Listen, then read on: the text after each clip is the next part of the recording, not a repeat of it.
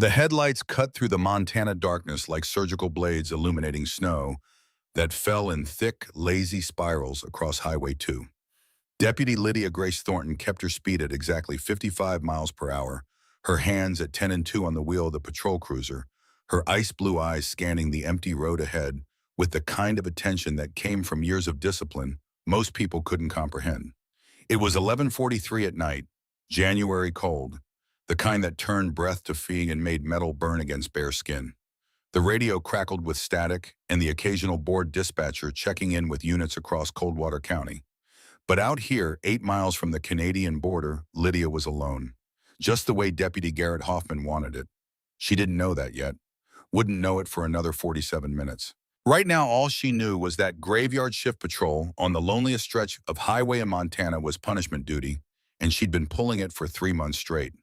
Ever since she'd filed a complaint about the locker room comments. Ever since she'd made the mistake of thinking the department would actually do something about it. They had done something. They'd buried her. 5'3", 118 pounds. Platinum blonde hair pulled back in a regulation bun so tight it made her temples ache. 26 years old with a face that belonged in a college sorority not behind a badge. That's what Sheriff Wade Garrison had told her during her probationary review. You look like someone's little sister Thornton. How are criminals supposed to take you seriously? She'd wanted to tell him that her father, Commander Nathaniel Thornton, had taught her to shoot before she could ride a bike. That she'd spent every summer from age 16 to 22 completing an unofficial BUDS training program with his SEAL Team 2 brothers. That she could drop-kick Garrison's 240-pound frame before he finished his morning donut. Instead, she'd said, "Yes, sir, I'll work harder, sir." Because that's what you did when you were the only woman in a department of 32 men who'd already decided you didn't belong. The white cargo van appeared in her headlights at 11:46, Canadian plates. Whitfield Logistics printed on the side in faded blue letters. Driving 10 miles under the speed limit, which was the first red flag. Nobody drove careful on this road unless they had a reason. Lydia's pulse didn't change. Her breathing stayed even. But her right hand dropped to her radio mic. "Dispatch, this is Unit 7, running a plate check." "Go ahead, 7." She read off the numbers, watching the van's taillights in the distance. The driver wasn't speeding up, wasn't slowing down, just maintaining that suspiciously perfect 45 miles per hour. The response came back 30 seconds later. Unit 7 vehicle is registered to Whitfield Logistics, Calgary, Alberta. Commercial transportation, no wants or warrants. Copy that. Initiating traffic stop. She hit the lights. The van pulled over immediately. Too immediately, like the driver had been expecting it. Lydia parked 20 feet back, angled for protection, exactly the way the academy taught. Her hand rested on her Glock 22 as she approached the driver's side flashlight in her left-hand eyes scanning the interior through the windows. One occupant, male, white, 40-something, hands on the wheel. "Evening," she said, stopping at the B-pillar. "License and registration, please." The driver turned slowly. His face was pale, drawn. Sweat beaded his forehead despite the cold. "Officer, I wasn't speeding." "I know. License and registration." His hand shook as he reached for the glove box. Thomas Whitfield, according to his Canadian driver's license. 42 years old. The registration matched the plates. "Mr. Whitfield, what brings you down to Montana tonight?" "Delivery." His voice cracked. "I run parts for automotive shops. Got a shipment for Great Falls." "Long way from Calgary." "Yes, ma'am." Lydia's instincts were screaming. Everything about this man radiated wrong. The sweat, the tremor in his hands, the way his eyes kept flicking to the rearview mirror like he expected someone to appear. "Step out of the vehicle, please." "Is there a problem?" "Just step out, sir." He complied, stood in the cold with his arms wrapped around himself while she checked the van's interior with her flashlight. Clean cab, fast food wrappers, thermos of coffee. Nothing illegal. The cargo area was locked. "Open the back, please." "I don't have the key. My dispatcher has it. They load it, I just drive." Convenient. Lydia walked around in the van again. No probable cause. No legal reason to detain him. The man was nervous, sure, but being nervous around cops wasn't a crime. She'd need a warrant to force open the cargo area, and no judge would sign one based on sweating and shaky hands. She returned to the driver's window. "Mr. Whitfield, I'm going to need you to stay put for a moment." Back at her cruiser, she ran his name through every database she had access to. Nothing. Clean record. The company was legitimate. Everything checked out. But everything felt wrong. She stood there in the cold for 3 full minutes, staring at that white van, her father's voice in her head. "Trust your gut, Lydia.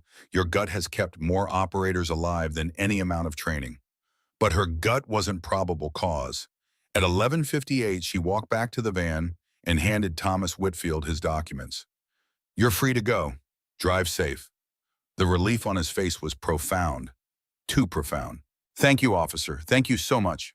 She watched him drive away, those taillights disappearing into the snow, and something cold that had nothing to do with the Montana winter settled into her chest. 23 minutes later, her radio exploded.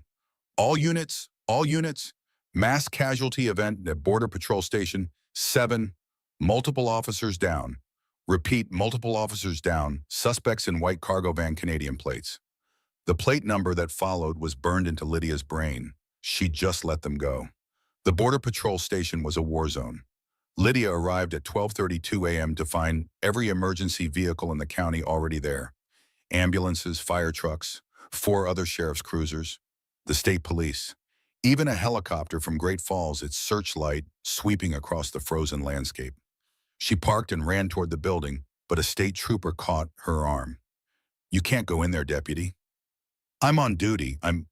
You're the one who stopped the van." The way he said it made her stomach drop. Sheriff Wade Garrison emerged from the building, his face granite hard in the emergency lights. He was 62, built like the Montana rancher his father had been, with iron gray hair and the kind of weathered face that came from decades of hard living. Behind him came the media. 3 news vans had already arrived, cameras rolling. "Deputy Thornton," his voice carried across the parking lot, loud enough for everyone to hear. "You want to explain to me how you had the suspects in custody and let them go?" Every head turned toward her. "Sir, I conducted a proper traffic stop. I ran the plates, checked identification, searched what I could see. 7 Border Patrol agents are dead, Thornton, 7. And you let their killers drive away." The cameras pushed closer. She could see the red recording lights. "Sheriff, I had no probable cause to—" "No probable cause." His face flushed red. "A suspicious vehicle 8 miles from a federal facility on the Canadian border at midnight, and you had no probable cause. The van was registered. The driver's license was valid.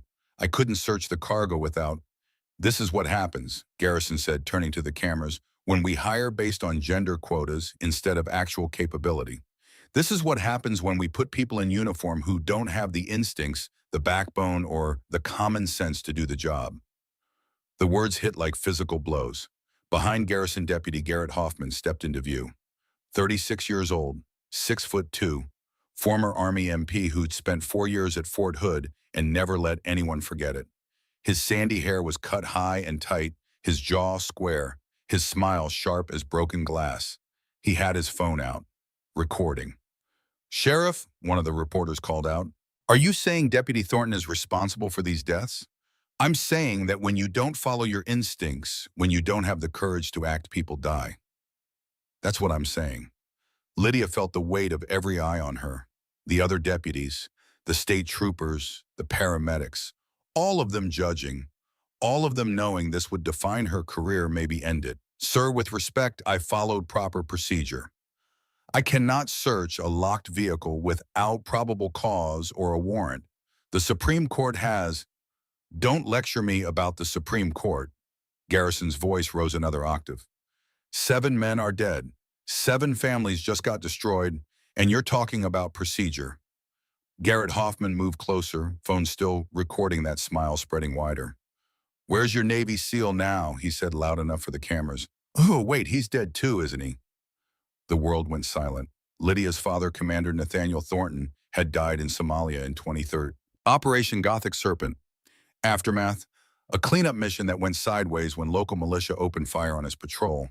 He'd taken 4 rounds to the chest, died before the medevac could reach him. She'd been 15 years old. Garrett knew that. Everyone in the department knew that. He'd said it anyway on camera for the world to hear.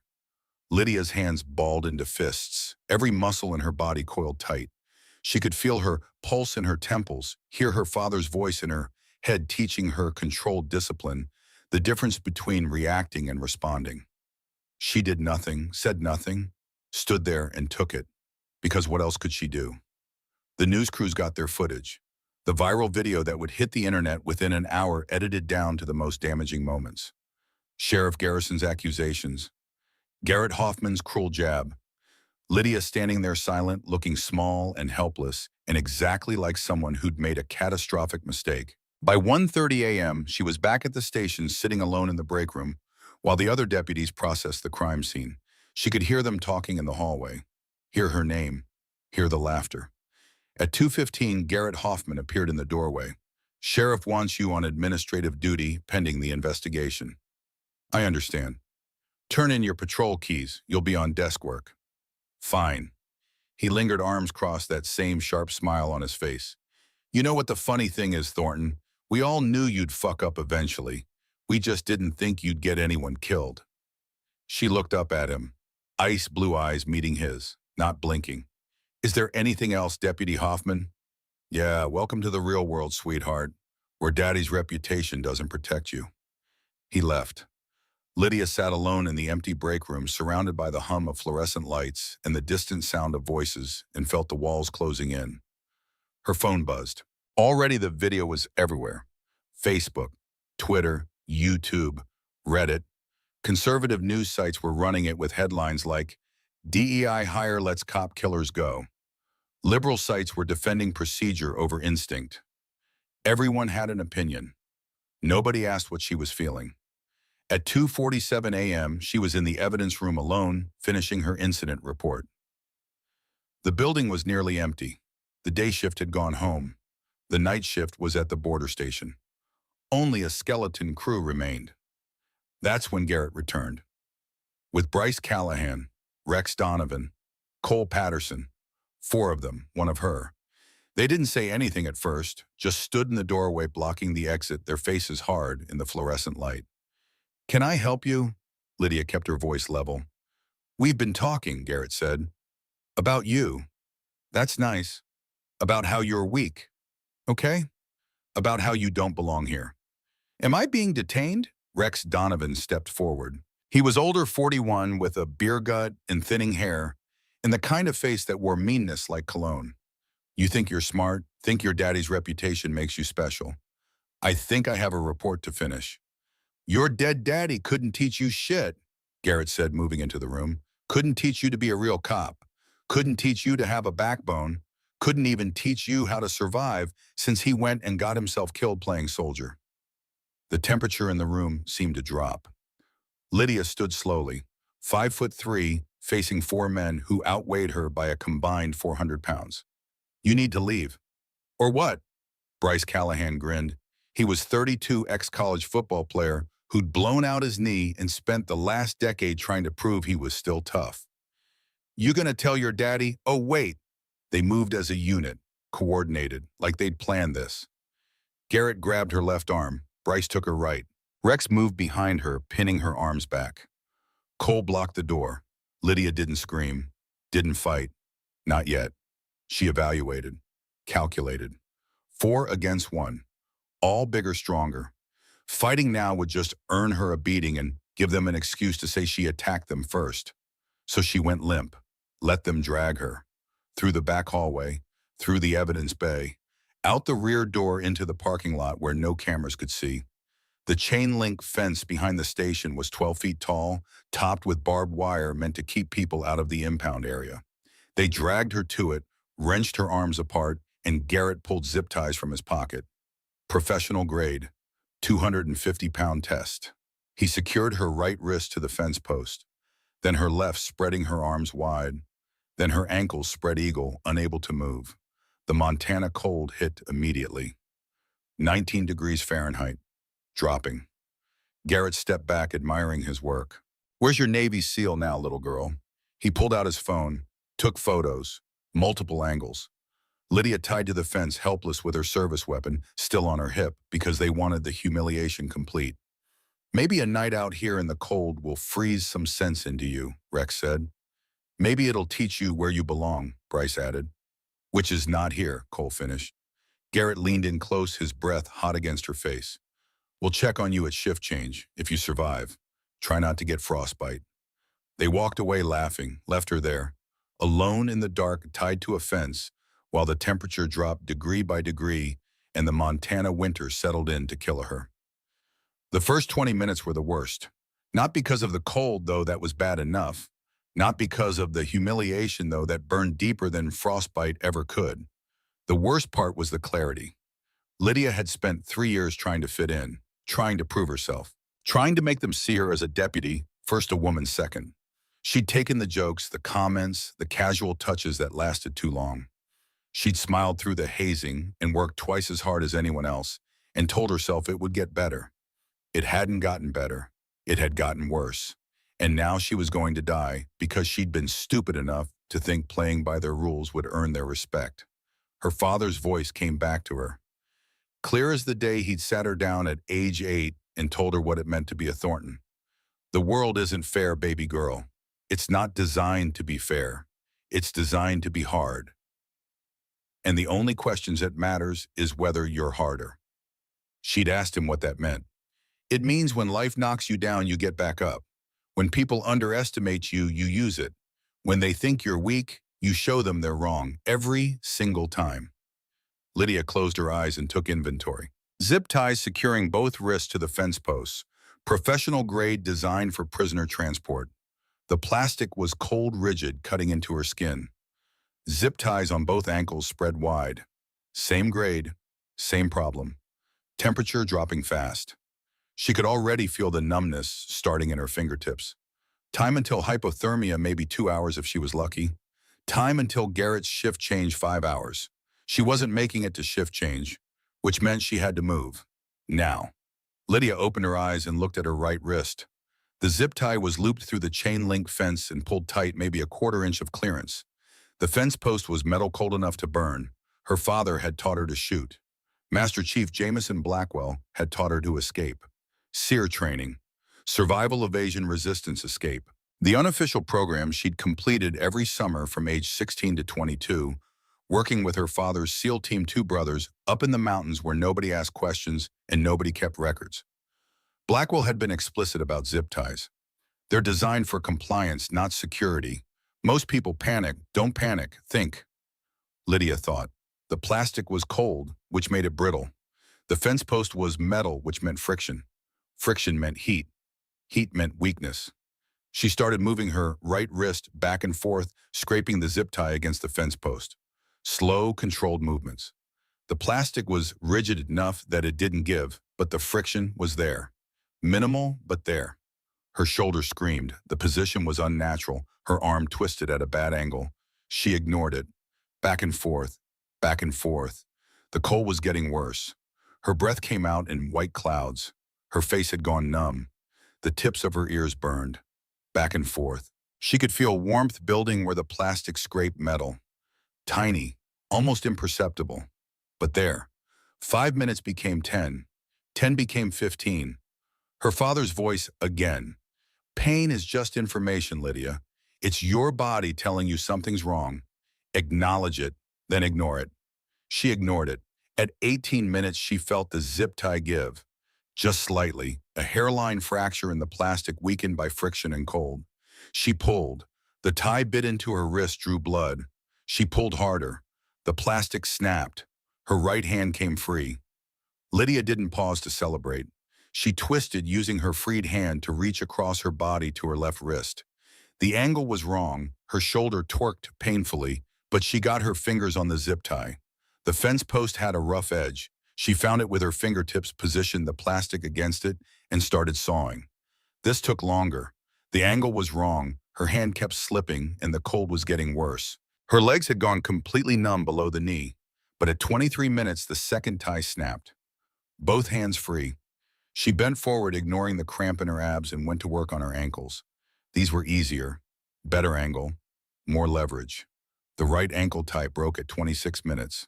The left at 28, 8 minutes, 34 seconds total. Lydia stood on legs that didn't want to hold her weight and assessed the damage. Wrists bleeding, ankles bruised, core temperature dropping fast, but mobile. She didn't go to her cruiser. Garrett would be watching for that, or would have someone watching. She didn't go back into the station. Same reason. She walked.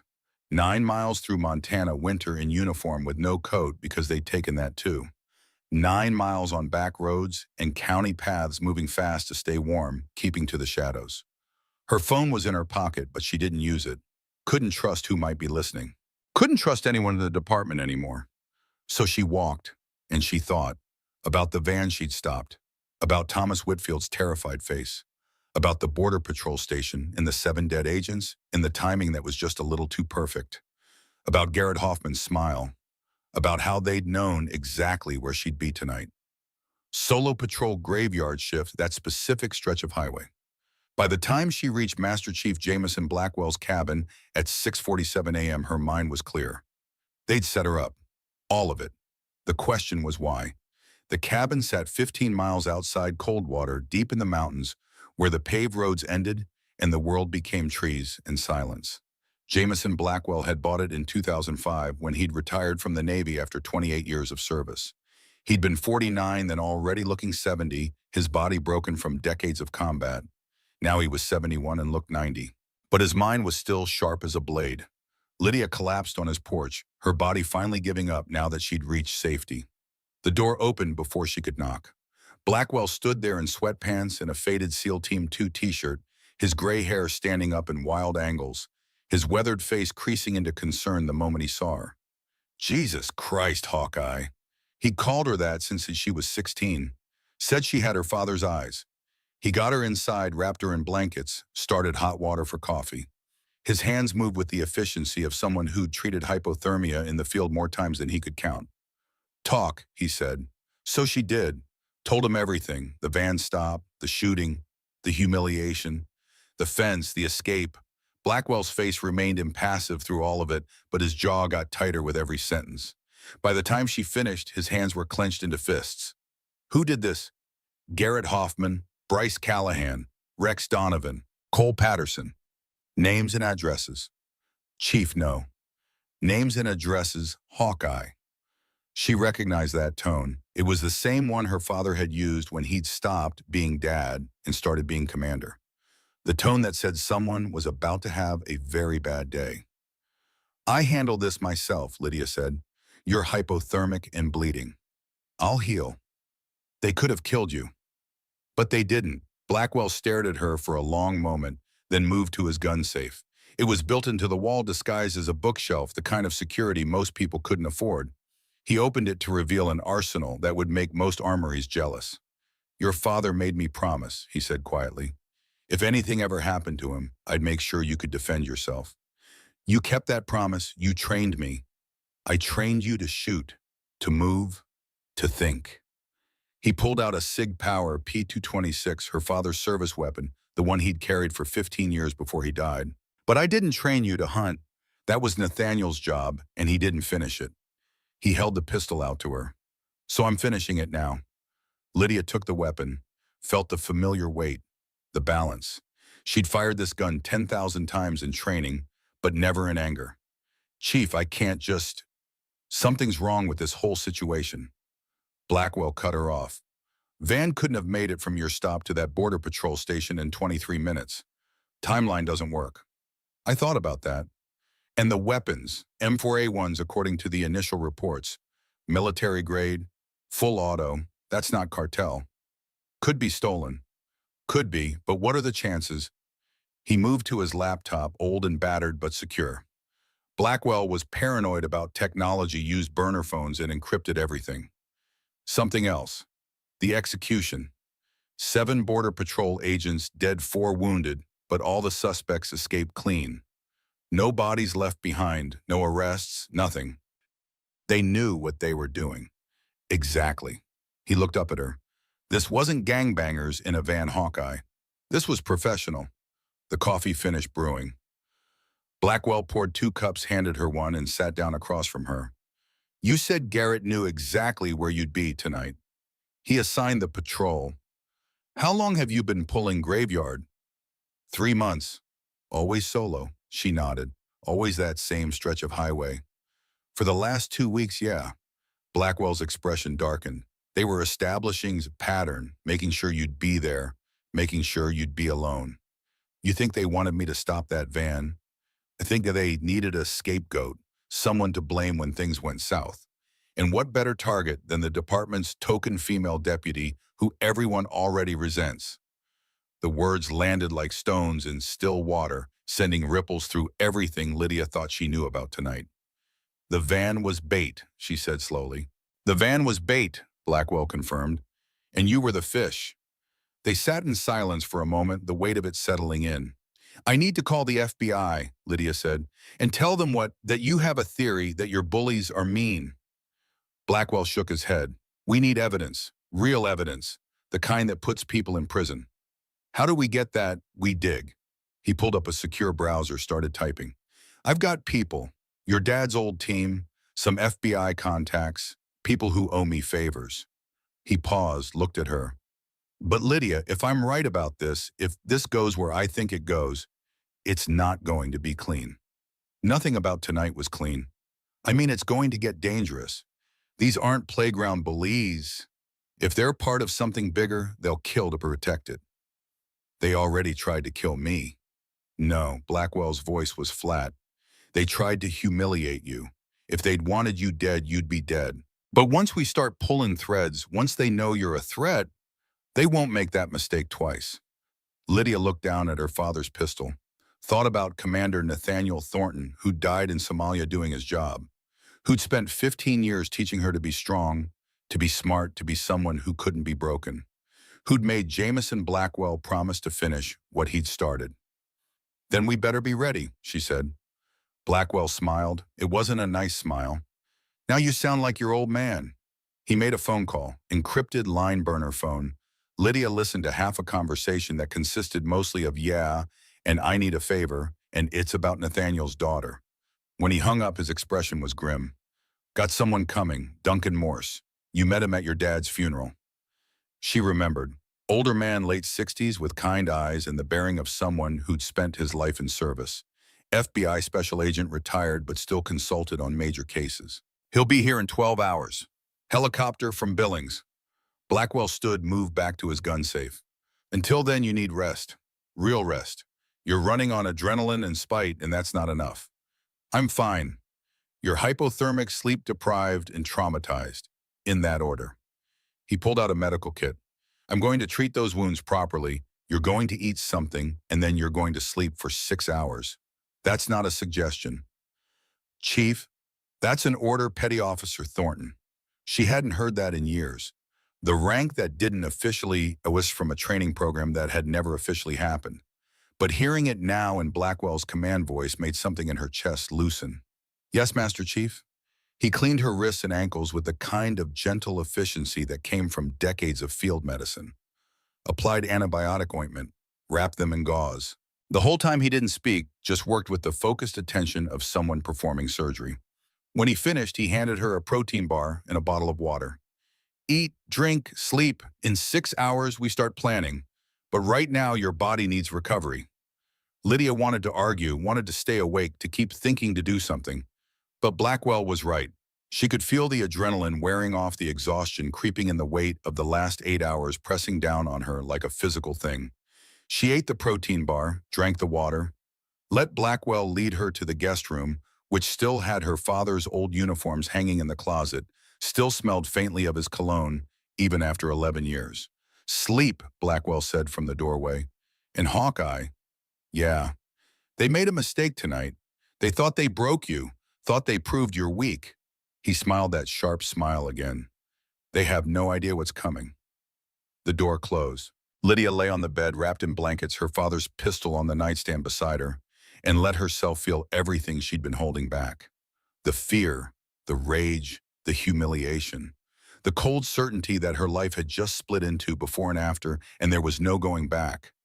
But underneath all of it, deeper than the pain or the anger, was something else. Clarity. For 3 years, she'd tried to be what they wanted, tried to fit their mold, play their game, earn their respect. She was done trying. Garrett Hoffman had asked where her Navy SEAL was. He was about to find out. She closed her eyes and slept. Outside, the Montana sun rose over mountains that had seen 1,000 winters and would see 1,000 more. The snow kept falling, the wind kept blowing, and somewhere in Coldwater County, 4 deputies congratulated themselves on putting a woman in her place. They didn't know it yet, but they just made the worst mistake of their lives. Because Lydia Grace Thornton wasn't broken. She was awake, and warriors don't forgive. They win. Duncan Morse arrived at 1800 hours, his helicopter cutting through the Montana sky like a predator bird, coming home to roost. Lydia watched from Blackwell's porch as it touched down in the clearing, behind the cabin, snow swirling in the rotor wash, the last light of day turning everything gold and red. The man who stepped out was 73 years old and moved like he was 50. Tall, lean, with silver hair, cut military short, and eyes that missed nothing. He wore civilian clothes, jeans, and a flannel shirt, but carried himself with the bearing of someone who'd spent 40 years making life or death decisions. Special Agent Duncan Morse retired. FBI Counterterrorism Division. Former Navy himself, though he'd never gone through BUD ECS. He'd been at Nathaniel Thornton's funeral, one of the few non-SEALs invited because he and Nathaniel had worked together on operations that didn't officially exist. He walked toward the cabin like a man who owned the ground beneath his feet. Blackwell met him halfway, and they embraced the way old warriors do, brief and hard, conveying more in that single moment than most people could say in hours. Then Duncan turned to Lydia. "Last time I saw you, you were 15 years old and trying not to cry at your father's funeral." "I remember. You look like him." Got his eyes. He studied her face. "Also look like someone who just went through hell." "Accurate assessment. Good. People who haven't been through hell can't be trusted to handle what comes next." He gestured toward the cabin. "Let's talk inside. I've got information and none of it's good." They gathered around Blackwell's kitchen table, coffee brewing, the cabin warm against the Montana cold outside. Duncan pulled a tablet from his bag, one of those ruggedized military models with encryption that would make the NSA jealous. "Before we start," he said, looking at Lydia, "I need you to understand something. What I'm about to show you is classified. Not top secret, not confidential. Classified. The kind of classification that means people disappear if they talk. I'm breaking about 14 federal laws by being here, so I need to know you're committed to seeing this through." "They tied me to a fence and left me to die," Lydia said quietly. "I'm committed." Duncan nodded, tapped the tablet screen. "Thomas Whitfield, the man you stopped last night. Canadian citizen, 42 years old, owner-operator of Whitfield Logistics. Legitimate business, been running for 16 years, no criminal record." "Past tense?" Blackwell asked. "Past tense." Duncan swiped to the next image. Crime scene photo. Thomas Whitfield, slumped in the driver's seat of his van, a bullet hole in his right temple, a pistol in his lap. "Found him 6 hours ago, 30 miles outside Kalispell, staged to look like suicide. Guilt over the attack, couldn't live with himself, all that bullshit." Lydia felt her stomach turn. He was set up. He was already dead. Duncan pulled up another file. "Medical examiner hasn't released official findings yet, but I've got sources. Time of death was approximately 11:30 last night." The words hung in the air like smoke. 11:30 p.m., Blackwell repeated slowly. That's before Lydia even stopped him. 15 minutes before. Duncan's face was stone. "Which means the man you talked to, Deputy Thornton, wasn't Thomas Whitfield. Someone else was driving that van." Lydia's mind raced back to the traffic stop. The nervous driver, the sweating, the way he'd been so eager to leave. "He knew I'd run the plates," she said. "Knew I'd check the registration. Everything was in order because he was driving the real Whitfield's van with the real Whitfield's documents. I had no reason to detain him." "Exactly," Duncan said. "You were meant to stop him, run the checks, and let him go. Perfect patsy, perfect scapegoat." He swiped to another image. "But here's where it gets interesting. Border Patrol station, security footage." The video showed the interior of the station at 11:58 p.m. 7 agents on duty, routine night. Then at 12:03, 3 of those agents suddenly turned on the others, opened fire from inside the building. The massacre lasted 47 seconds. When it was over, 7 agents were dead or dying, 4 were wounded, and the 3 shooters calmly walked out the back entrance, stripped off their Border Patrol uniforms to reveal tactical gear underneath, and disappeared into the night. "Inside job," Blackwell said flatly. "Inside job," Duncan confirmed. "Those 3 agents, all hired within the last 8 months, all came through a private security contractor called Havoc Strategic Group, all with impeccable records that turned out to be completely fabricated." He pulled up another file. Corporate documents, financial records, personnel lists. Havoc Strategic Group, PMC private military contractor based out of Helena. On paper, they provide security consulting, risk assessment, personal protection. In reality, they're a bunch of former special operations guys who couldn't make it on the straight and narrow. "Who runs it?" Lydia asked. Duncan's expression darkened. "Vincent Cross, former Delta Force, served with distinction from 1999 to 2011. 3 tours Iraq, 2 Afghanistan, Silver Star, Bronze Star, Purple Heart. By all accounts, one of the best operators Delta ever produced." "What happened in 2011? "He killed 6 civilians during a raid in Kandahar. Claimed they were combatants. Investigation found otherwise. He was facing court-martial, but the case got buried. Too much bad press. Delta quietly pushed him out with an honorable discharge and a pension." Blackwell leaned forward. "Let me guess. He didn't take it well." "He disappeared for 2 years, resurfaced in 2013 running Havoc Strategic, started small bodyguard work facility security, but he's been expanding. Fast." Duncan pulled up a map Montana and the surrounding states with dozens of red dots scattered across it. "These are contracts Havoc has won in the last 18 months. Federal buildings, border patrol stations, military installations, all security contracts, all awarded after some kind of incident that justified increased security." "Son of a bitch," Lydia breathed. "He's creating the incidents." "We think so, but we can't prove it. Every incident looks legitimate: gang violence, drug cartels, domestic terrorism. Nothing that ties back to Cross directly." Duncan zoomed in on Montana. "Until last night. What changed you?"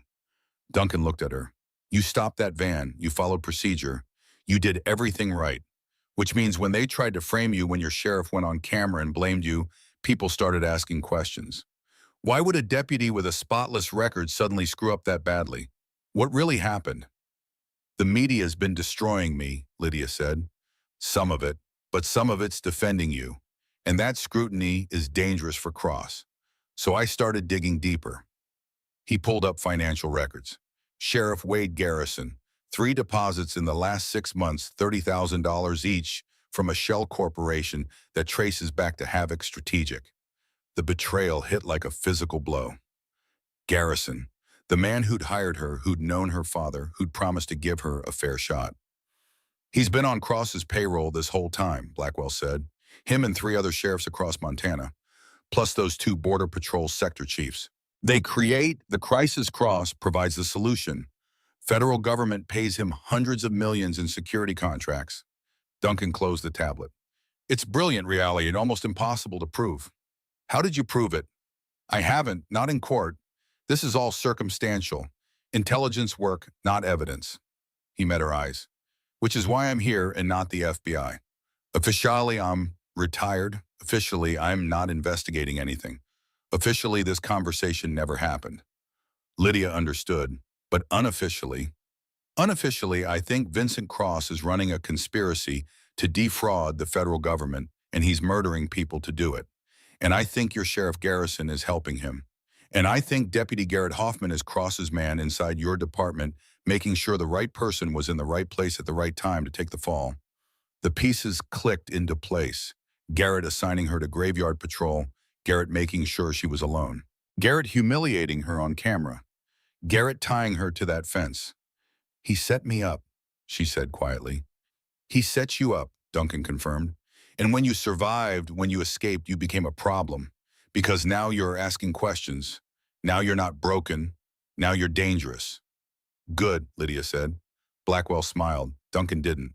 "You don't understand. These people have killed at least 7 federal agents that we know of. Probably more. They have resources, connections, and absolutely no conscience. If they decide you're a threat, they won't tie you to a fence next time. They'll put a bullet in your head and make it look like suicide. Let them try. Lydia, with respect, Agent Morse, they already tried to destroy me. They failed. Now it's my turn. Duncan looked at Blackwell. You teach her that attitude. Her father taught her that attitude, Blackwell said. I just made sure she could back it up.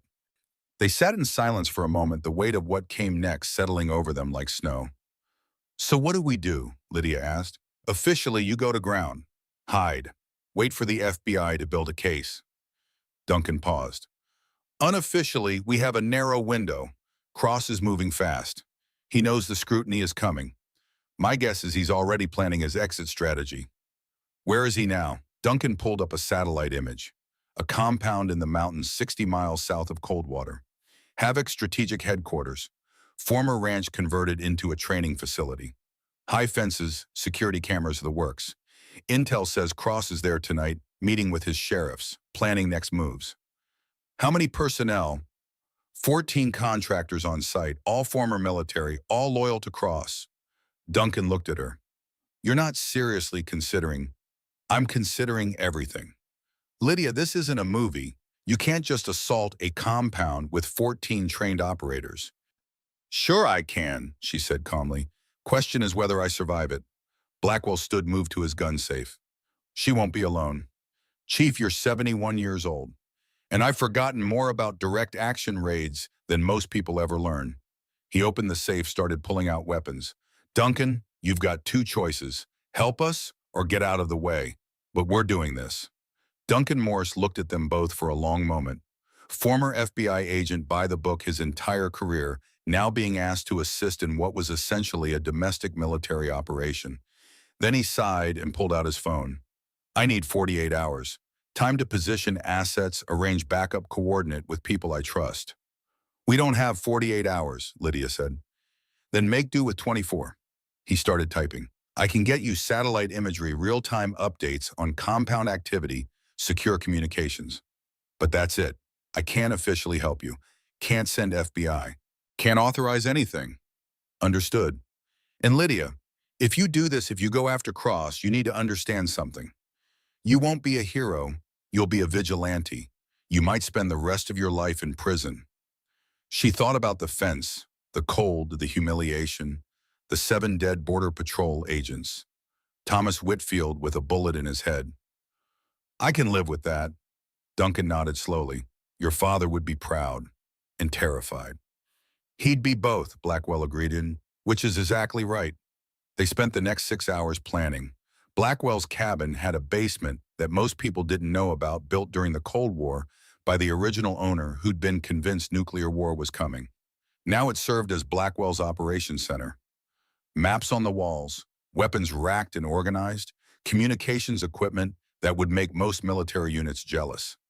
Duncan uploaded satellite imagery to the main screen. The Havoc strategic compound and high-definition thermal overlays showing heat signatures, guard rotations, marked and timed. 14 contractors confirmed, he said using a laser pointer. 2 guard towers here and here. Roving patrols every 30 minutes. Main building has Cross's office armory barracks. Secondary building is vehicle maintenance. Third building is training facility. Approaches, Blackwell asked. North of Steiner has the best cover. Trees come within 200 meters of the fence. But it's also the most obvious approach, which means it'll be the most heavily watched. What about south? Open ground, 600 meters of nothing. You'd be spotted before you got halfway. East and west. East has a ravine drops off sharply. Possible approach but difficult terrain.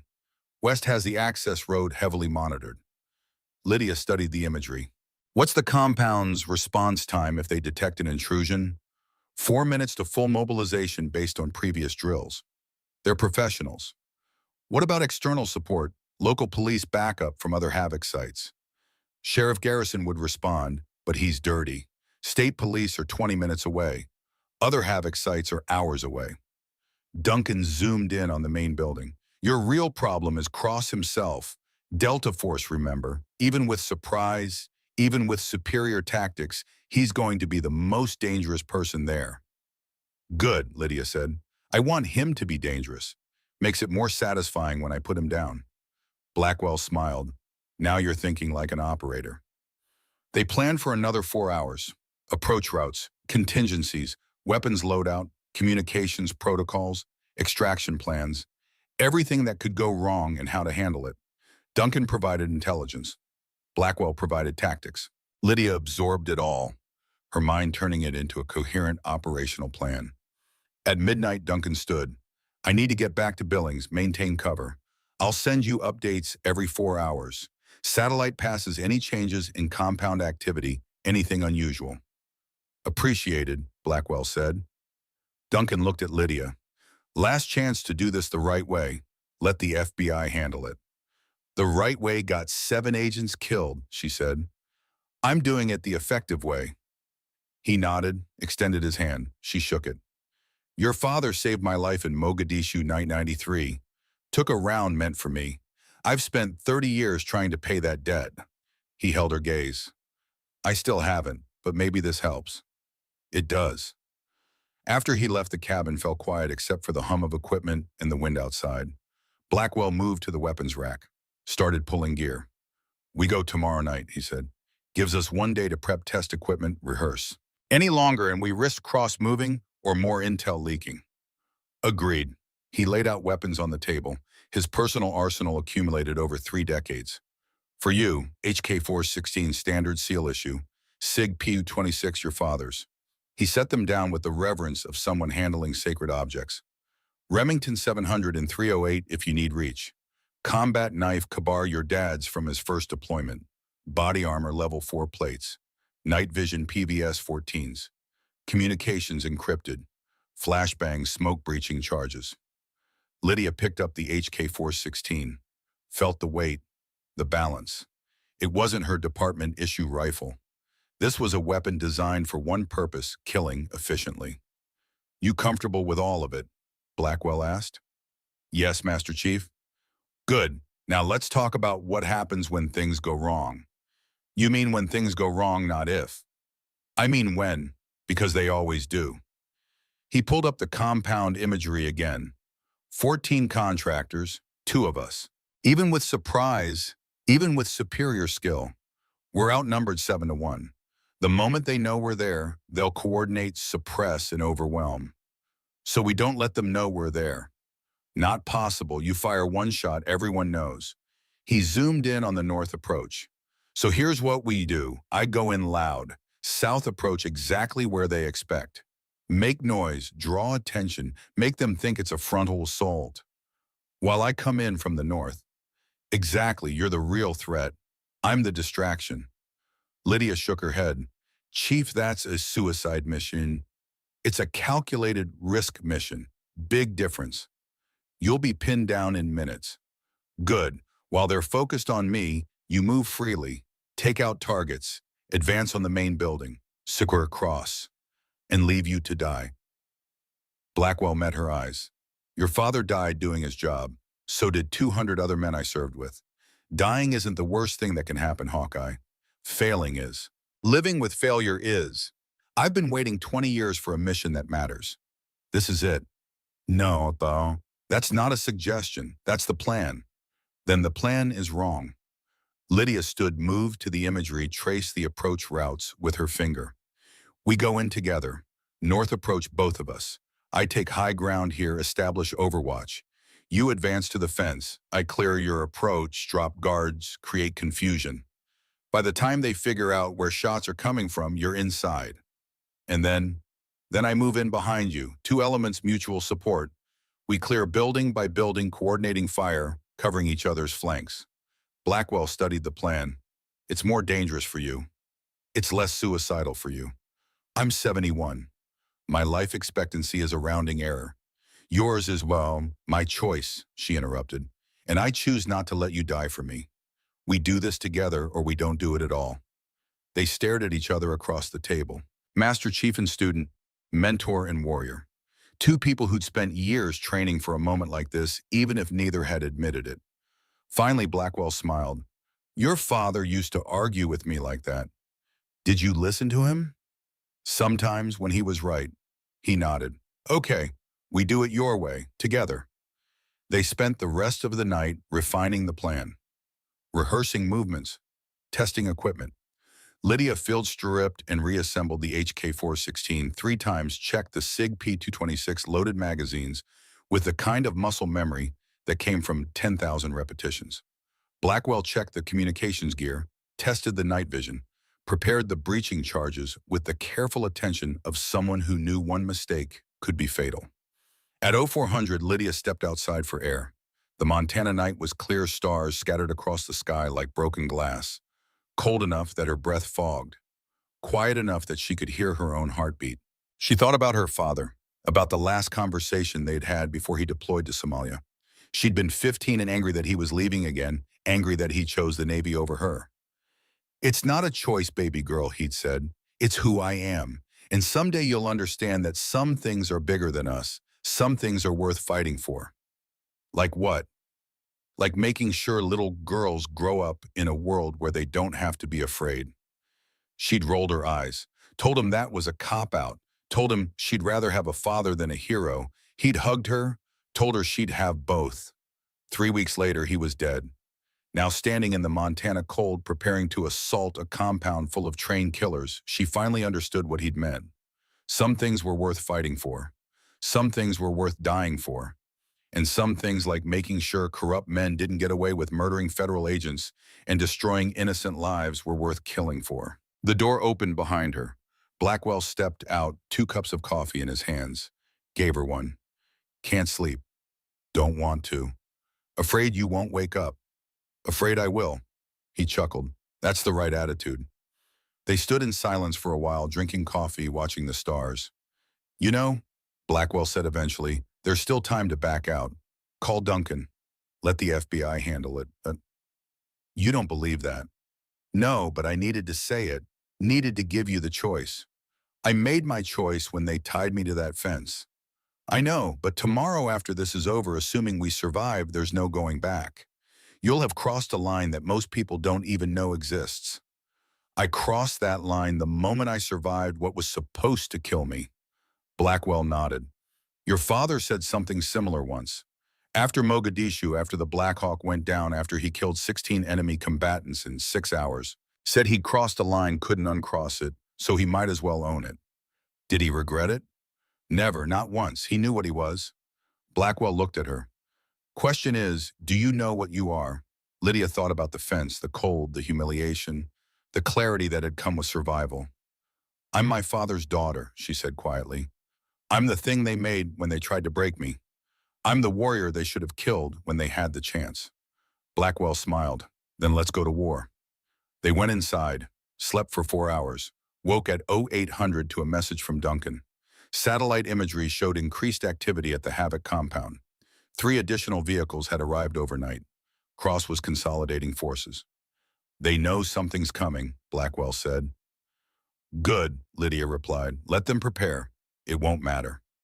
They spent the day in final preparation, physical training to stay sharp, weapons maintenance, mental rehearsal, walking through the operation step by step, anticipating problems, solving them before they occurred. At 1600 hours, Duncan sent another update. Sheriff Garrison's vehicle was at the compound. "Meeting tonight," Blackwell said. "All the conspirators in one place." "Perfect." At 1800 hours, they began gearing up. Lydia dressed in black tactical pants, moisture-wicking shirt, soft armor vest with level 4 plates. Combat boots, broken in, flexible. Drop holster for the SIG P226 on her right thigh. Magazine pouches on her belt. Radio attached to her vest, earpiece in place. Night vision mounted on her helmet, pushed up for now. The HK-416 came last. She checked it one final time. Loaded magazine, chambered round. Set safety, slung it across her chest, looked in the mirror. The woman looking back wasn't the deputy who'd pulled that traffic stop 2 nights ago. Wasn't the victim who'd been tied to a fence. Wasn't the broken girl they'd tried to create. This was someone new. Someone forged in cold and humiliation and rage. This was a weapon. Blackwell appeared behind her reflection, similarly geared. He looked older, in full kit, the weight of equipment emphasizing how much his body had been through. But his eyes were sharp, alert, ready. "How do you feel?" he asked. "Dangerous." "Good. That's the only feeling that matters. He checked his watch. 2,200 hours. Full dark. We move in 90 minutes. They loaded gear into Blackwell's truck, drove south in silence, no music, no conversation. Just two warriors preparing for battle. At 2,100 hours, they reached the staging point, 2 miles from the compound hidden in a Forest Service road that satellite imagery showed was rarely used. They changed into full kit, activated night vision, did final comms checks. Radio check. Lima Charlie, Lydia confirmed, loud and clear. ROE, rules of engagement. Anyone with a weapon is hostile, Lydia said. Anyone who resists is hostile. Anyone protecting Cross is hostile. And Cross himself. Alive if possible, dead if necessary. Blackwell nodded.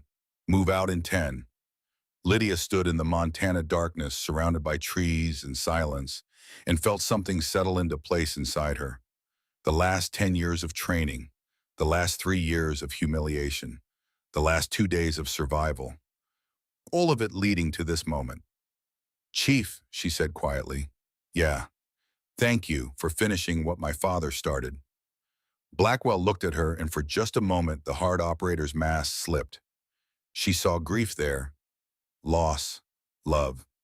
Nathaniel was my best friend, and you're the closest thing I have to family. He reached out to squeeze her shoulder. I didn't finish what he started, Hawkeye. You did. He wanted you to be strong. You're the strongest person I know. I learned from the best. Yeah, you did. He released her shoulder. Now let's go show these bastards what happens when you underestimate a Thornton. They moved into the darkness. 2 figures against 14. Old warrior and young, teacher and student, hunting. The compound appeared in their night vision after 40 minutes of careful movement. Green-white imagery showed the fence, the buildings, the guard towers. Lydia went prone at 897 yards, established her shooting position on a slight rise that gave her clear sight lines to the north approach. Blackwell continued forward, slower now, using every piece of cover. In position, she whispered into the radio. Copy, beginning approach. Through her scope, Lydia could see the compound in perfect detail. 2 guards in the north tower, another 3 on roving patrol. Heat signatures in the main building showed at least 10 people inside. She calculated. Wind speed, temperature, humidity, the slight upward angle. 897 yards. Her father had taught her to shoot at 500. Blackwell had taught her to kill at 1,000. She settled in, controlled her breathing, felt her heartbeat slow to that perfect rhythm that came before the shot. I have eyes on target, she whispered. North Tower 2 hostiles. Wait for my signal, Blackwell replied. She watched him move through her scope. 71 years old, moving like a ghost through terrain that would challenge men half his age. He reached the tree line, 200 meters from the fence. Execute, he said. Lydia exhaled halfway, let her heartbeat settle, found the first guard in the tower, pressed the trigger. The Remington 700 bucked. The suppressor reduced the report to a sharp crack that wouldn't carry far. Through the scope, she saw the guard's head snap back. 1 down, the second guard turned confused, trying to figure out where his partner had gone. Lydia cycled the bolt, found him, pressed the trigger. 2 down. North Tower clear, she whispered. Moving, Blackwell replied. And then the night exploded into violence. Someone inside the compound had heard something. Alarms started blaring. Lights flooded the perimeter. Armed men poured out of the buildings. They know, Lydia said. Good, Blackwell replied. Time to see what we're made of. And then impossibly she heard him laugh. A 71-year-old man, outnumbered and surrounded, laughing as he ran toward a fence full of killers. Lydia smiled in the darkness. Let's go to work, she whispered, and opened fire. The third guard died before he understood what was happening. Lydia's shot caught him center mass as he ran toward the north tower, the impact spinning him sideways. He dropped without a sound, and the contractors below still hadn't figured out where the fire was coming from. 843 yards. Moving target, windage compensation. She made it look easy. 3 down, she whispered into the radio. Blackwell was at the fence now, bolt cutters working through the chain link with the methodical precision of someone who'd done this 100 times. The compound's lights were blazing, but he stayed in the shadows between them, invisible to anyone not specifically looking. A fourth contractor appeared on the main building's roof scanning with what looked like a thermal scope. Dangerous. He'd find Blackwell in seconds once he looked in the right direction. Lydia adjusted her aim. 915 yards, now elevated target breathing wind. She pressed the trigger. The contractor pitched backward off the roof. Rooftop clear. You've got 15 seconds before they organize. Copy. Through her scope, she watched Blackwell cut through the last section of fence and slip inside the compound. 71 years old, moving like water through shadows. He had his Mk-12 SPR up, scanning for threats advancing toward the vehicle maintenance building, where the lights were dimmest. Inside the main building, shapes moved behind windows, cross-organizing his people. Within seconds, they'd have a coordinated response. Lydia needed to prevent that. She shifted her aim to the main building's windows. Couldn't see clear targets through the glass, but she could see movement. She placed 3 rounds through the windows in rapid succession, not trying to hit anyone, just creating chaos. Glass shattered. People inside dove for cover. Main building suppressed. You're clear to advance. Moving to secondary objective. 2 contractors emerged from the barracks building, rifles up, moving in tactical formation toward where they thought the shots had come from. Good training. Wrong assumption. They were looking east toward the ravine approach. Lydia put both down with 2 shots in 4 seconds. 6 down, 8 remaining. They're going to figure out your position soon, Blackwell said. His voice was calm, conversational, like they were discussing the weather. Be ready to displace. Negative, I can hold this position. Hawkeye, trust me, Chief. A pause, then your play. 3 more contractors exited the main building, moving fast toward the vehicle bay. One of them was talking on a radio, probably calling for backup from other Havoc sites. That couldn't happen. Lydia tracked the one with the radio. 760 yards, moving target, partial concealment behind a pickup truck. She led him by 3 feet, pressed the trigger. He went down the radio, flying from his hand. The other 2 dove for cover, finally starting to understand the geometry of the attack. One pointed toward her position.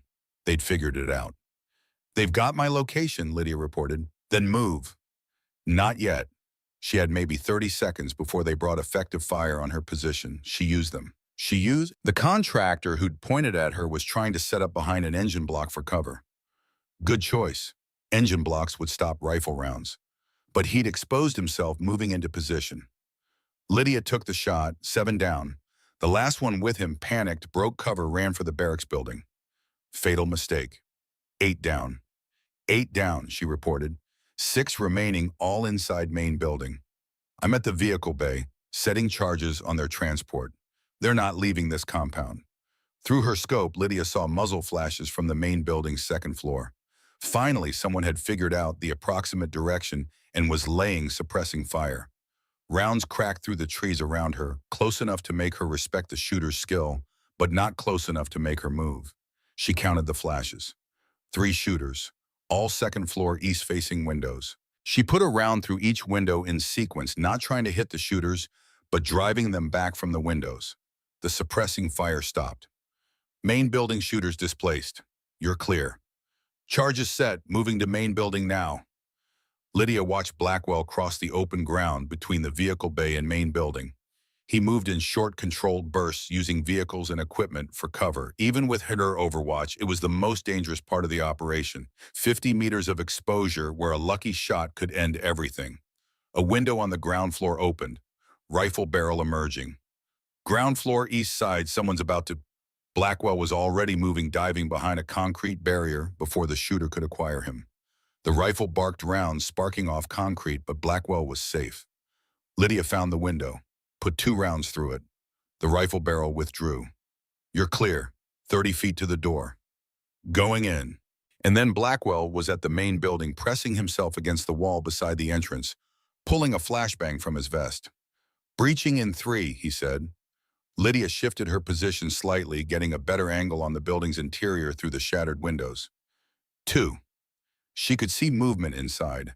At least 4 people, maybe 5 and all armed, all taking cover behind furniture and walls. 1. Blackwell kicked the door open and threw the flashbang inside. Even from 800 yards away, Lydia saw the flash through the windows, heard the bang carry across the distance. Then Blackwell was inside and she lost visual. "I'm in." His voice came through the radio tight with focus. "Multiple hostiles ground floor." The sound of gunfire erupted from inside the building. The sharp crack of Blackwell's M12 in controlled pairs, the heavier bark of M4's returning fire, the crash of furniture being overturned. Lydia couldn't help him from here. She needed to move. She broke down the Remington with practiced speed, secured it across her back, and transitioned to the HK-416. Started moving down the ridge toward the compound, using the terrain and darkness just to mask her approach. "Status," she called into the radio. "3 down, ground floor clear." Blackwell's breathing was heavy but controlled. "Moving to second floor." "I'm en route, 60 seconds. Negative, maintain overwatch position." "Negative to your negative." "I'm coming in." She heard him swear, then the sound of more gunfire. "Fine. East entrance is clear. Come in hot." Lydia reached the fence line 30 seconds later, slipped through the hole Blackwell had cut, moved across the compound in a low run, her HK-416 up and ready, scanning for threats. The 8 bodies she'd dropped were still where they'd fallen. She didn't look at them closely. Didn't need to. They'd made their choices. She reached the main building's east entrance just as an explosion shook the structure. Flashbang or frag grenade, she couldn't tell. She went through the door, fast weapon, up clearing corners like her father had taught her when she was 16 years old. The ground floor was a massacre. 3 contractors down, all headshots, Blackwell's work. Furniture overturned.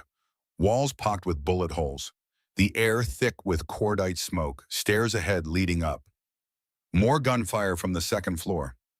Lydia moved to the stairs, staying low, using the wall for cover. Voices shouting above, someone calling for covering fire, someone else screaming about reinforcements. She keyed her radio. "Chief, I'm coming up. East stairwell." "Copy. Second floor is still hot. At least 3 hostiles northwest corner. They've got good cover." Lydia started up the stairs, each step careful, deliberate. The HK-416's barrel tracked with her eyes ready for targets. She could hear the gunfight clearly now. Blackwell's steady fire from one direction returned fire from multiple positions. She reached the second floor landing, saw the layout in a glance. Long hallway doors on both sides. Blackwell pinned down behind an overturned desk at the far end. 2 contractors had him suppressed from an office, firing in controlled bursts, professional, impatient. They hadn't seen her yet. Lydia moved down the hallway like a ghost weapon, up finger on the trigger. She could see into the office where the contractors were positioned. One was reloading, the other was firing. She took the shooter first. Double tap, center mass. He dropped. The one reloading looked up, saw her, tried to bring his rifle around. Too slow. Double tap, down. "Clear," she called out. Blackwell emerged from behind the desk, reloading his MK-12. His face was flushed, sweat running down his temples, despite the cold, but his eyes were sharp and his hands were steady. "About time," he said. "You look like you had it handled." "I'm 71. I don't have anything handled." He gestured down the hallway. "Cross is here somewhere. 3rd floor probably. That's where his office is." "How many more between us and him?" "Unknown. Lost count after the first 5. They moved together now, clearing the second floor room by room. Found one contractor hiding in a bathroom, put him down before he could raise his weapon. Found another trying to flank them from a supply closet, dropped him before he made it 3 steps. 11 down total. 3 more to go if Duncan's count had been accurate. The stairs to the 3rd floor were narrow, defensible. Exactly the kind of choke point that got people killed.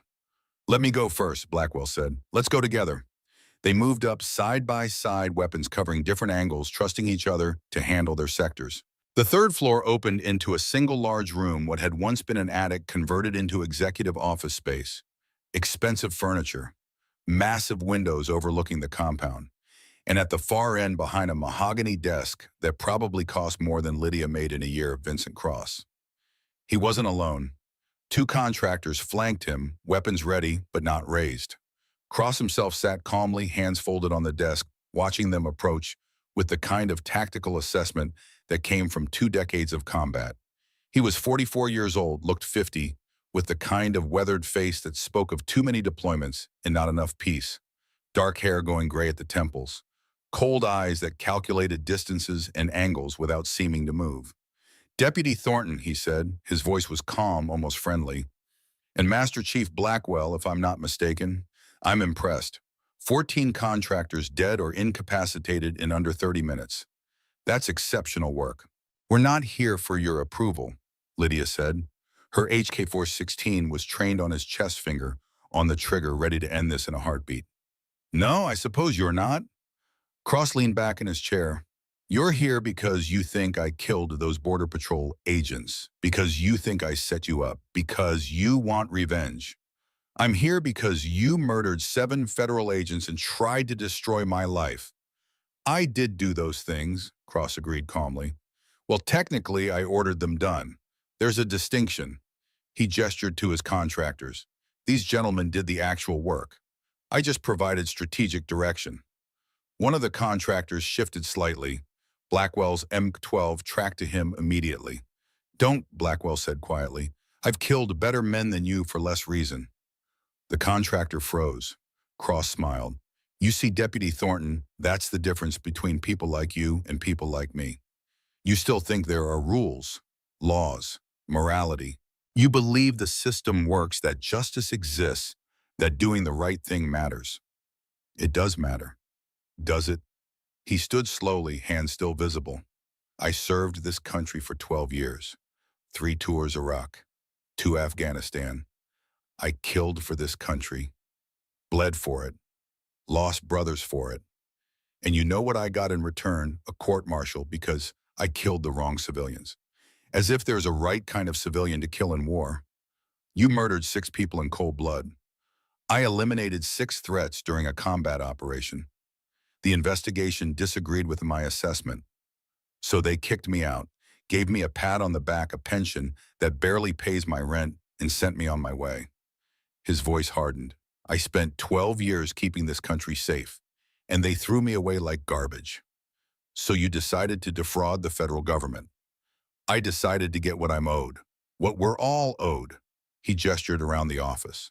Do you know how much money the government spends on security contracts? Billions, tens of billions, all going to the same bloated corporations that can't even protect their own installations. I can do it better. I am doing it better. By staging false flag attacks. By creating demand for a superior product. He smiled. Economics, deputy. Supply and demand. I increase demand. I supply the solution. Everyone wins. Except the people you murder. Casualties of war. There are always casualties. He looked at her and something shifted in his expression. Recognition. You know, you look just like your father. Nathaniel Thornton, SEAL Team 2, Somalia 2013. Lydia's blood went cold. You knew my father, knew of him. His reputation anyway. One of the best SEALs of his generation. Died doing his job, protecting his men. Honorable death. Cross paused. Or that's what they told you anyway. What are you talking about? Your father didn't die in Somalia fighting militia, Deputy Thornton. He died because he discovered an operation similar to mine. A security contractor creating crises to justify contracts. He was going to blow the whistle, report it to his chain of command, so they killed him. The world seemed to tilt. You're lying. Look into it. Check the after-action reports. Ask yourself why a routine patrol in a supposedly secured area suddenly came under heavy fire from weapons that shouldn't have been there. Ask yourself why the investigation was closed so quickly. Ask yourself why nobody was ever held accountable. Lydia felt Blackwell tense beside her. He's lying, Blackwell said. Trying to get in your head. Don't listen. But Cross kept going, his voice steady and certain. Your father was killed because he threatened the profit margins of powerful people. Just like you're threatening mine right now. The only difference is he didn't see it coming. You do. Shut up, Lydia said. He died thinking he was serving his country. Died not knowing that his country sold him out for money. Is that the legacy you want? Is that the truth you want to live with? I said shut up. Or what, you'll kill me. Go ahead, pull that trigger. Become exactly what I am. A killer working outside the system because the system is broken. Her finger tightened on the trigger. 1 pound of pressure. That's all it would take. 1 pound of pressure, and Vincent Cross would die, and the world would be better for it. But then she'd be what he said. A killer, a vigilante, Someone who'd crossed a line she couldn't uncross. "Don't do it, Hawkeye," Blackwell said quietly. "He's not worth it. He killed my father. He's lying about your father. Nathaniel died a hero. Don't dishonor that by becoming a murderer." Lydia stood there, weapon trained on Cross's chest, the weight of the decision crushing down on her like a physical thing. And then one of the contractors moved. Fast, professional, going for his weapon while his partner went for Blackwell. Lydia's training took over. Her finger compressed to the trigger before conscious thought caught up. Double tap. The contractor guapo. Blackwell's MK-12 barked. The second contractor fell, and Vincent Cross pulled a pistol from under his desk. Time slowed to that strange crystalline clarity that came in combat. Lydia saw the pistol coming up, saw Cross's finger on the trigger, saw the barrel tracking toward her. She was already moving, diving left as the pistol fired, felt the round crack past her head close enough to feel the pressure wave. She hit the ground, rolled, came up with her HK-416 trained on Cross, but he wasn't aiming at her anymore. He was aiming at Blackwell. "No," Lydia shouted. Cross fired. The round caught Blackwell high on the right side of his chest, punching through his soft armor where the plates didn't cover. He staggered back, surprise on his face more than pain. Lydia fired. 3 rounds center mass. Cross jerked with each impact, the pistol falling from his hand, his body crumpling behind the desk. She was moving before he hit the ground, crossing to Blackwell, catching him as he fell. "Chief, stay with me." "I'm okay," he said, but blood was spreading across his shirt, dark and fast. "Just a scratch." "You're shot." "I've been shot before. I'm 71. Everything hurts anyway." He grimaced. "Is Cross down?" Lydia looked back at the desk. Vincent Cross wasn't moving. She could see blood pooling on the floor beneath him. "He's down." "Good." Blackwell coughed and blood flecked his lips. "Call Duncan, get medical." And Hawkeye, "Yeah, you did good. Your father would be proud." "Stay with me, Chief. Don't you dare die on me." "Not planning on it. Still got retirement to enjoy." Lydia pulled her radio, called Duncan, gave their position and status. He was already mobilizing. FBI en route, medical helicopters, scrambled, state police converging on the compound. She applied pressure to Blackwell's wound using combat gauze from her medical kit, packing the hole, trying to slow the bleeding. He stayed conscious, talking to her, telling her she'd done everything right, telling her the operation had been flawless. Lying through his teeth because he was a tough old bastard who wouldn't admit he was hurt. Sirens in the distance, growing closer. The FBI arrived, first tactical teams in full kit, clearing the compound room by room. They found Lydia sitting on the 3rd floor, covered in blood, cradling Blackwell's head in her lap, while he tried to tell her about a fish he'd caught in 1987. Paramedics took over, got Blackwell on a stretcher, started IVs, rushed him to a helicopter that was already spinning up.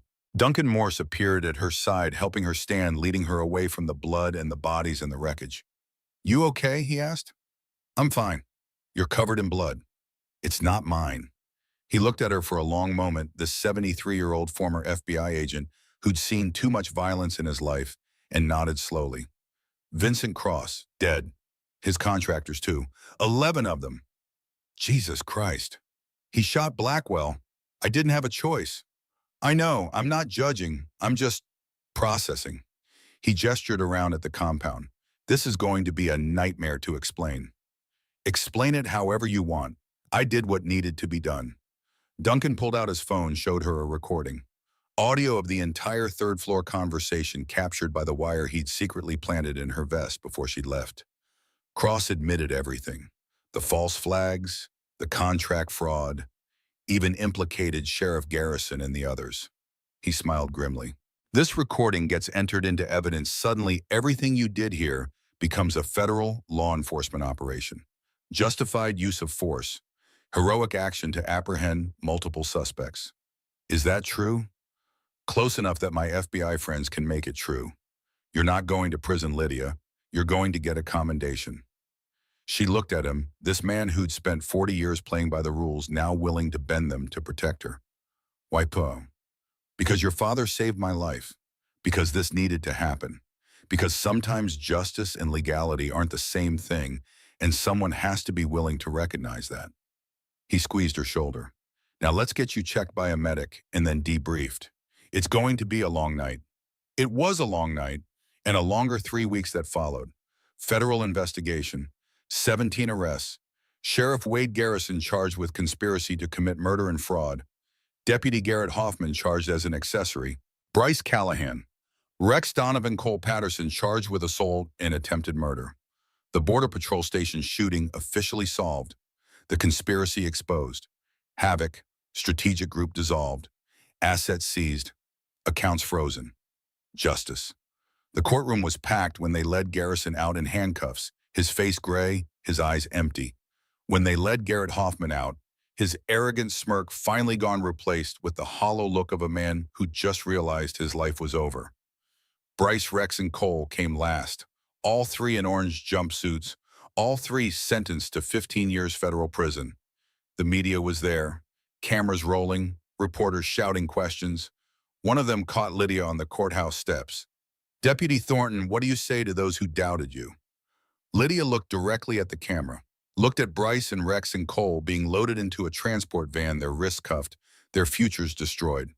"You tied me to a fence," she said quietly. "You asked where my Navy SEAL was. You watched me freeze, humiliated me, tried to break me." She paused, let the weight of it settle. "Then you watched me come back, watched me hunt you, watched me unleash hell on everything you were part of, watched your world burn while you stood there in handcuffs, powerless to stop it." Another pause. "My Navy SEAL taught me well, taught me that strength isn't about size or gender or who shouts the loudest. It's about will. It's about refusing to break. It's about standing back up every single time they knock you down." She looked directly at the camera. "And mine is unbreakable." She walked away from the courthouse, from the cameras, from the justice that had finally been served.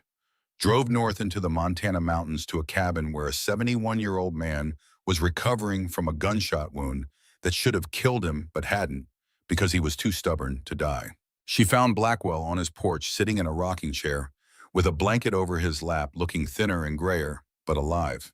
His right arm was in a sling, but his left held a cup of coffee and his eyes were as sharp as ever. "Heard you made quite a speech," he said. "You heard that? Duncan sent me the video. Watched it about 15 times. He smiled. "Your father would have loved it." "You think so? I know so. He always said you had steel in your spine. Now the whole world knows it too." Lydia sat down on the porch steps looking out at the mountains. It had been 3 weeks since the assault on the Havoc compound. 3 weeks of debriefings and investigations and media attention. 3 weeks of processing what she'd done, what she'd become.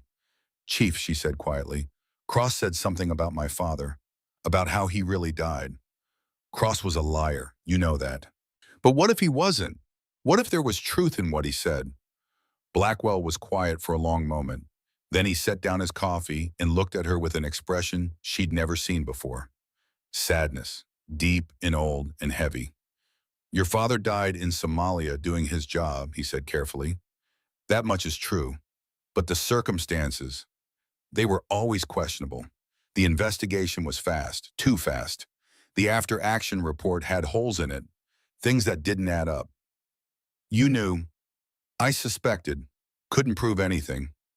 Still can't. But yes, I suspected that Nathaniel died because he was a good man in a situation that required him to be quiet. And he was never good at being quiet." The weight of it settled over them like snow. "So Cross was telling the truth." "Maybe, partially, probably." Blackwell leaned forward. "But here's what matters, Hawkeye. Your father died fighting for what he believed in. Died trying to do the right thing. That's not a tragedy. That's a legacy. And you honored that legacy by finishing what these bastards started. By becoming a killer. By becoming a warrior. There's a difference, Visharam." He stood moved to sit beside her on the steps. "You want to know what your father told me the last time I saw him, 3 days before he deployed to Somalia?" "What?" He said, "If anything happens to me, make sure Lydia knows she's stronger than she thinks. Make sure she knows that being small doesn't mean being weak. Make sure she knows that the world will underestimate her, and that's her greatest weapon." Tears burned in Lydia's eyes. He said that, word for word, and he was right. They underestimated you, and you made them pay for it. They sat in silence for a while, watching the sun set over the mountains, two warriors at the end of a battle that would leave scars, but also strength. Finally, Blackwell spoke again. "What are you going to do now?" "Coldwater County offered your job back. Sheriff Garrison's replacement wants you as deputy." "I know. You gonna take it?" Lydia thought about the fence, the cold, the humiliation, the way that night had broken her old life into pieces and forged something new from the wreckage. "I got an offer from the FBI," she said. "Tactical Response Division." Duncan put in a recommendation. "That's good. You'd be good at it." "But I turned it down." Blackwell looked at her surprised. "Why, Pam?" "Because I'm not done here, because Coldwater County needs someone who understands that sometimes the system fails. Someone who's willing to stand up when nobody else will." She smiled slightly. "Someone who knows what it's like to be underestimated." "You're going back to the department." "I'm going back, but not as the same person they tried to break, as the person I became when I survived." Blackwell smiled. "Your father would be proud." "You keep saying that." "Because I keep meaning it." 2 months later, Lydia Grace Thornton stood in the Coldwater County Sheriff's Department, pinning on her badge in a ceremony that felt nothing like the first time she'd done it 3 years ago. New sheriff, new deputies, new respect. The old guard was gone. Garrison in prison, Garrett in prison. The bullies scattered or behind bars. What remained was a department trying to rebuild itself into something better. And Lydia was part of that rebuilding. She still pulled patrols sometimes, still drove that same stretch of Highway 2 where everything had started. But now when she drove it, she did so with the confidence of someone who'd been to hell and come back stronger. People still underestimated her sometimes. Saw the 5'3" frame, the delicate features, the blonde hair, and made assumptions. She let them. Because she'd learned that underestimation was a weapon, that looking harmless was an advantage, that the warrior who appeared weak had already won half the battle. On a cold Montana night in March, she stopped another vehicle. Just a routine traffic stop. Drunk driver, nothing serious. But as she approached, the driver said something that made her smile. "You're that deputy, the one from the news, the one who took down that whole compound." "Yes, sir." "Damn, you don't look like much." "No, sir, I don't." "But you're a badass, aren't you?" She thought about the fence, the cold, the survival, the assault, the bodies, the victory. "I'm someone who doesn't quit, sir. Now step out of the vehicle, please." That night after shift, she drove to the cemetery where her father was buried. Stood at his grave under the stars, the same stars he'd looked at during his deployments, the same stars that had watched over warriors for thousands of years. "I finished it, Dad," she said quietly. "Whatever you started, whatever they killed you for, I finished it. And I'm still here, still standing, still fighting." The wind blew through the pines. Somewhere in the distance, a wolf howled. "Master Chief Blackwell says you'd be proud. I hope he's right. I hope wherever you are, you can see what I became, what you made me." She touched the headstone. "They asked where my Navy SEAL was. They didn't understand that he'd been training me all along, every summer, every lesson, every moment you pushed me to be stronger, faster, better. You were preparing me for this, for the moment when I'd have to stand alone and fight." She straightened. "I miss you, Dad, every day, but I'm not broken by it anymore. I'm forged by it, tempered by it, made stronger by the weight of your legacy." She saluted, sharp, precise, the way he'd taught her when she was 8 years old. "Mission complete, Commander Thornton. Your daughter is still in the fight."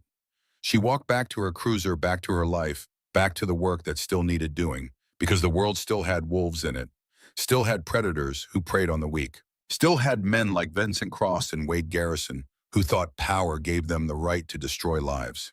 And the world still needed warriors to stop them.